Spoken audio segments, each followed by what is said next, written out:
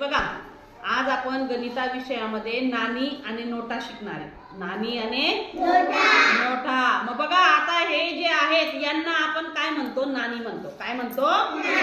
नाणी म्हणतो। मग आता बघा, ही कितीची नाणी आहे? 2 रुपये। किती आहे? 2। आणि हे किती आहे? 5 आहेत का? बघा बरं, 1 रुपया आहे की नाही?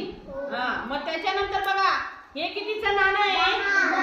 10चं नाणं आहे। आता बघा, इथं आपल्या समोर मी नोट आणले आहे की नाही? नोट आहेत की नाही? मग आता ही कितीची नोट आहे? 10 रुपयाची नोट आहे। त्याच्यानंतर ही कितीची आहे बरं, सांगा बरं?